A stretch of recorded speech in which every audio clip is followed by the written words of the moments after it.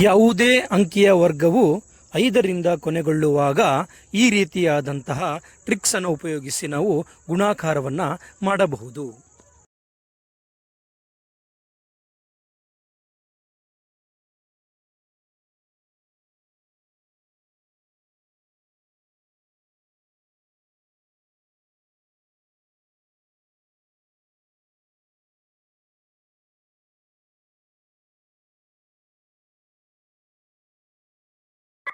ಎಲ್ಲ ತಿಳ್ಕೊಳ್ರಿ.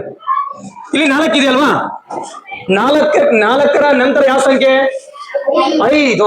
ಇಲ್ಲಿ ಯಾವ್ದಾದ್ರೂ ಸಂಖ್ಯೆ ಇರ್ಲಿ, 2 ಇದ್ರೆ 2ರ ನಂತರ ಸಂಖ್ಯೆ ಯಾವ್ದು? 3 ಅಲ್ವಾ? 1 ಇದ್ರೆ 1ರ ನಂತರ ಸಂಖ್ಯೆ ಯಾವ್ದು?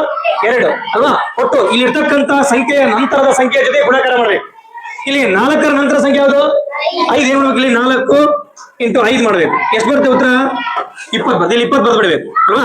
ನಂತರ 5ಅನ್ನ 5 ಇಂಟು 5 ಅಂದ್ರೆ 5 ಸ್ಕ್ವೇರ್, 5 5 25 ಉತ್ತರ ಬಂದು ನಿನಗೆ ಇರುತ್ತಲ್ವಾ ಅಲ್ವಾ? ಇದನ್ನ 2ರ ನಂತರ ಸಂಖ್ಯೆ ಯಾವುದು? 3. 3 ಎರಡ್ಲೆ ಇಲ್ಲಿ ಇಂಟು 3 ಮಾಡ್ಬೇಕು. 3 ಎರಡ್ಲೆ 6, 5 5 25, 620 ಅಲ್ಲ, 6 7 42 ಕರೆಕ್ಟಾ? ಈ 5 5 25